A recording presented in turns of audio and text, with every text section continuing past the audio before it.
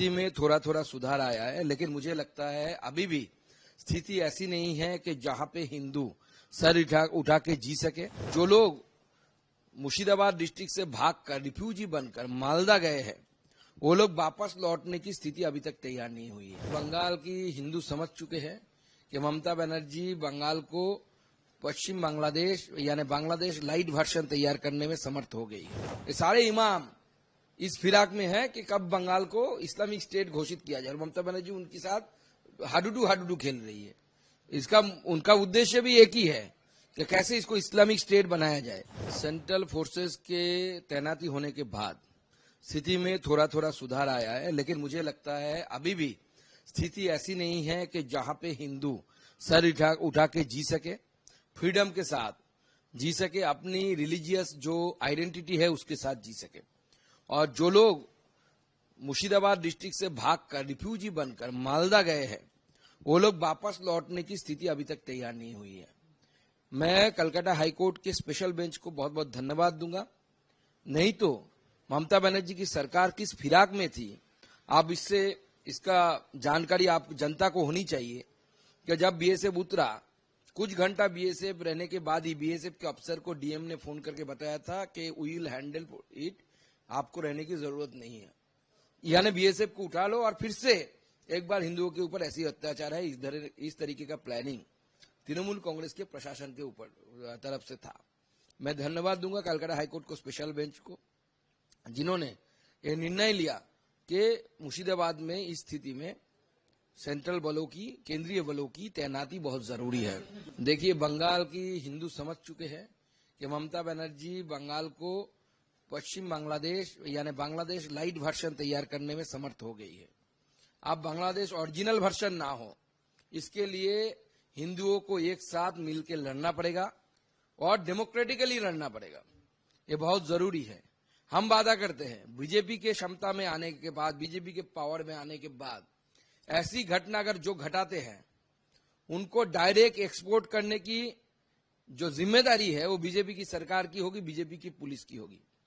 दूसरा, हम ऐसे कानून लाएंगे जिसके द्वारा मंदिर और हिंदुओं के जो घर तोड़े जाएंगे, वो जिन दंगाई तोड़ेंगे उसका प्रॉपर्टी नीलाम करके वहां से पैसा दिया जाएगा हिंदुओं को। ऐसे कानून हम लाएंगे। जो दंगा करेगा उसका प्रॉपर्टी सरकार ले लेगी और सरकार उसको नीलाम करेगी। नीलाम करके हिंदुओं के जो घर तोड़े गए हैं उस घर निर्माण का काम बीजेपी की, भाजपा की सरकार करेगी। और जिस मस्जिद से या कोई भी रिलीजियस प्लेस से अगर इंस्टिगेट किया जाता है या वहां उसके माइक से अनाउंस किया जाता है कि आप मैदान में उतरो, उस मस्जिद को या कोई भी रिलीजियस प्लेस को बंद कर देंगे, हम नहीं चलने देंगे। और ये ऐसे अगर कानून पश्चिम बंगाल की अगर प्रेजेंट सरकार भी बनाती है तो हमारे एमएलए सारे उनको सपोर्ट करेंगे और ये कानून बनने के बाद पूरे दंगे जो है वो बंद हो जाएगा।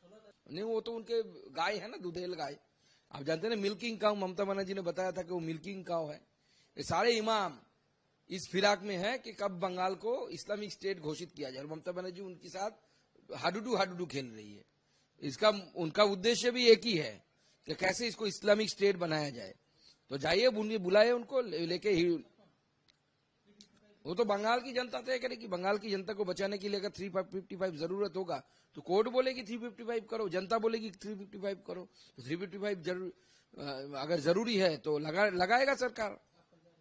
मैं कल मालदा जा रहा हूं। Malda as Murshidabad is till now is a disturbed area, so that's why I am not visiting Murshidabad. मैं मालदा जो एडजस्टेड एरिया है वहां पे बैठे रहूंगा, पूरा दिन जायजा लूंगा क्या चल रहा है। और पाललालपुर में जहां पे रिफ्यूजी आके बैठे हुए हैं, आश्रय लिए हैं, मैं उनसे भी मिलूंगा, उनके दुख दर्द को बांटूंगा। हाँ, मुर्शिदाबाद से जो भागकर रिफ्यूजी होकर मालदा में आए हैं उनसे मिलूंगा। देखिए, ममता बनर्जी ने वर्ल्ड रिकॉर्ड कर दिया, क्योंकि ममता बनर्जी भारत आजाद होने के बाद, पार्टीशन के बाद पहली बार बंगाल में रिलीजियस रिफ्यूजी, इससे पहले भी रिफ्यूजी ममता बनर्जी ने ही बनाया था, वो पॉलिटिकल रिफ्यूजी था, लेकिन इस बार उन्होंने रिलीजियस रिफ्यूजी, धर्मीय कारण से रिफ्यूजी बनाने का काम ममता बनर्जी ने किया। और ये रिकॉर्ड इतिहास में हमेशा लिखा रहेगा। जब इस धरती पे ना ममता बनर्जी रहेगी ना हम रहेंगे, उस समय भी जनता ममता बनर्जी पर थूकेगी, इसलिए क्योंकि इस घिन्न जघन्य काम जो ममता बनर्जी के प्रशासन द्वारा हुआ है, कहाँ ये यही ऐसे करके ही तो ये लोग डाइल्यूट करते हैं। कहाँ मुसलमानों की किस चीज का नुकसान हुआ है, कितने मंदिर तोड़े गए हैं। मैं फिराद हकीम साहब को चैलेंज करता हूं, दिखाइए एक भी मस्जिद में कोई किसी ने एक पत्थर मारा हो। मार सकते हैं हिंदू, जहां पे हमारी ताकत है हम मस्जिद तोड़ सकते हैं, लेकिन नहीं तोड़ेंगे। वो हमारी शिक्षा नहीं है। हम मानते हैं कि वो पंथ भी सही है, उससे भी ईश्वर मिल सकता है, लेकिन जिस तरीके से इस जिहादियों के साथ ये सरकार खड़ी हुई है, आगे आने वाले समय में बंगाल में कश्मीर जैसी स्थिति होने वाली है, अगर इसी समय बंगाल की जनता जागरूकता ना लाई हो।